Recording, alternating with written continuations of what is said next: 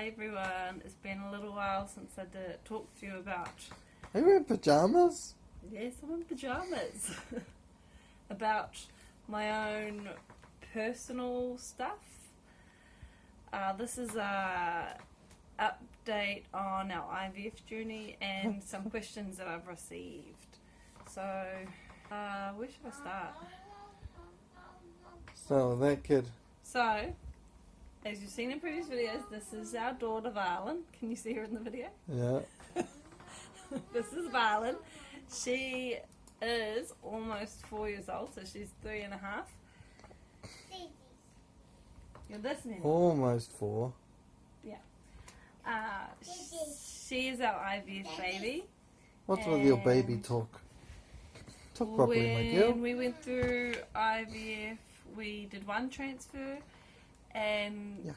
the first transfer, the results came back that we were pregnant, and then with our second blood test, my pregnancy hormones went down and it resulted in what they called a miscarriage. Our second transfer resulted in Valen, and she has been a bit of a weirdo with her teddy at the moment. Our second transfer resulted in Valen.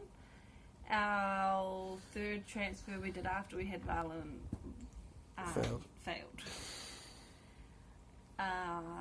And that was all of our embryos that we had in our government funded round.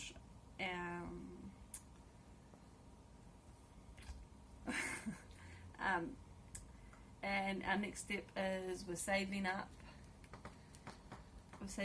for our next round of IVF, which will take a little while, but we also have a GoFundMe page, which I'll be linked down in the description down below. And the doobly-doo. Doobly-doo. Is that what it's called, is it? Sure. And so we're just trying to save up as much as we can so we can go through IVF soon, so we can have another baby because that space head. It's that weirdo. She desperately wants another sibling, but we can't have a child naturally at all. Our only chance to have babies is IVF, unfortunately, so it's an expensive process. If you want to know more proper details about why we're infertile, then I can give the information. I can do a longer video about it, but this is more updated. IVF costs in New Zealand about 14 grand. 16 grand. It might be a little bit more for us because of surgery my husband Israel will have to go through to get the sperm retrieval. Is that what you call it? Yep, sure. Yeah. So these questions, that's pretty much why it will be a little bit more expensive for us, because the surgery costs about $1,000 in and of itself. Not on top of the egg retrieval, the hormones, the transfer itself, which costs $8 grand, and all the extra hormones on top of that.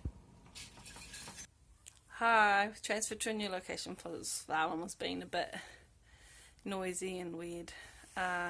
Sorry if the light reflects off my glasses. So the first question I had was, are there really no snakes in New Zealand? No, there are no snakes. No, there are no snakes in New Zealand. There's no major bugs or snakes that will get you poisoned enough to end up in hospital straight away. At least not from my knowledge. We do have some poisonous, like spiders and stuff, but like the whitetail, but it's not enough to put you into like an anaphylactic shock or anything like that. To be safe, you could go to the hospital, but you could even leave it a couple of days before going to the hospital with that. But no snakes, nothing like that here. It's pretty safe to go. It's pretty safe to go camping here and not have any worry about any like snakes or bears or anything like that, because we don't have any of those types of things here. There might be a snake in a zoo, but not to my knowledge. no snakes in the wild though. Next question is, what has been, sorry, it's on my laptop right here. Next question is, what has been the most challenging thing you've experienced as a mother so far? The most challenging would be, I think the beginning of this year, Valen kept getting sick. And this one time, and she ended up in hospital a few times, and this one time she started to get a rash, and so when we took her to Anglesey Clinic, which is, it's like a 24-hour, it's not a hospital, but it's like a small, like, where they have GPs or doctors that you can go see, and if they recommend, then you'll get sent to the hospital, but it's just a quicker, faster way to get seen by a doctor instead of waiting like 6 hours at the hospital. Anyway, back to my story. We went to Anglesey Clinic, and she had a rash, she was thrown up, she had a really, really high fever, and the doctor was worried that Valen had meningitis. Meningococcal? Meningitis? Is it the same thing? Yes. Yeah. Pretty much, I think, right? Yeah, they said. So the doctor we checked Valen, saw her. Sorry, my husband's down here. He's being a geek. So he checked her, and he said he was worried that she would have meningitis, and that he wanted us to go to the hospital to get her tests done, to get her... When was this? This was the beginning of the year. This year? Yeah, wasn't it? It said what was the most challenging. This experience as a mother was the most challenging for me. Was it? Yeah. It's the one that sticks out to my mind the most. And so we went to the hospital, and we were there for like 12 hours. We were there for about 12 hours. She got lots of tests done. She ended up getting an x-ray done, and it turned out it wasn't, thank goodness, meningitis, but she did have pneumonia. Oh, that's better. It's not better, but we got given lots of antibiotics. It's easier to treat. Pneumonia is easier to treat than meningitis, and meningitis has like a small window of, if you don't catch it, then it's like deadly consequences. And so that's why, even though it was pneumonia, which is still horrible, it was still like a phew to me. And so after like 2-3 rounds of antibiotics, because it took a while for her to heal, she started to get better. And even though she still has moments where her health gets really bad, she's still pretty healthy. A lively pain in the butt. She's very lively. She's a 3-year-old, so she does what 3-year-olds do. So that was my most challenging experience. Other than, at the moment, she's a 3-year-old. She pushes the boundaries and doesn't want to go to bed. Comes out of bed like 20 times a night unless you sit in her room with her. Unless you're daddy and she's... unless you're her dad and can get her to bed like first try. Those two experiences, they're different. It depends on what you mean by most challenging. Emotionally, it was thinking she had meningitis. Normally, it's at the moment with her attitude and how she is.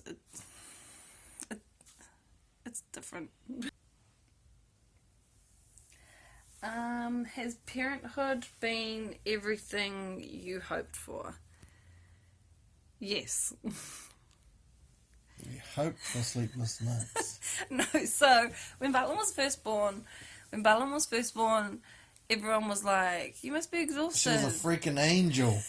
She was amazing. She would sleep like 6 hours as a newborn.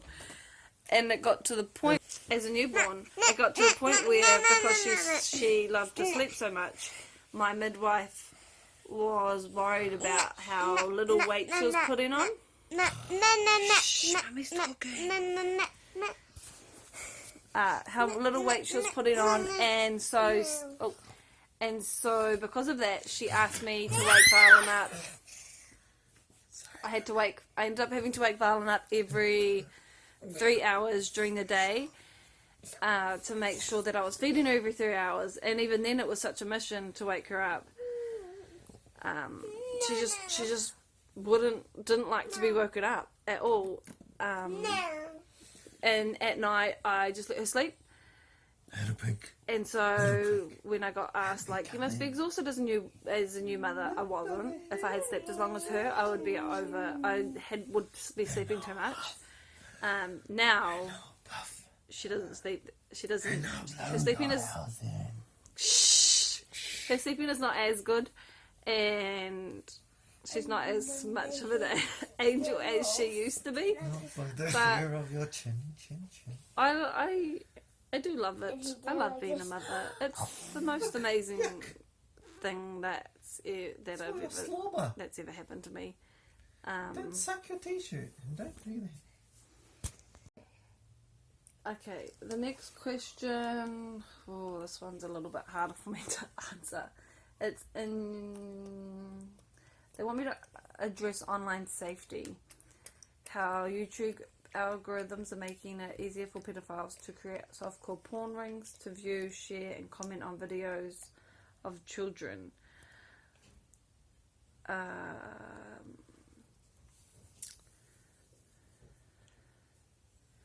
Yeah, this one's a little bit harder for me to answer. That is pretty horrible. I guess you just have to. So I know some of my friends make sure they don't put any pictures of their children up on Instagram or Facebook purposely for this worry alone. Other parents like myself don't.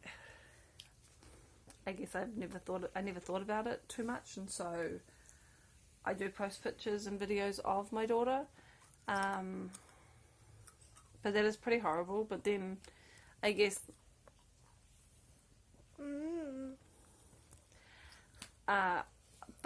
the world can be a pretty horrible place.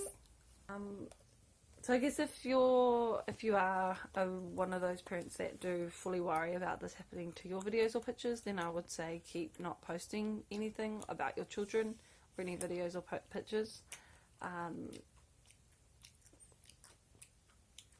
It would be my recommendation.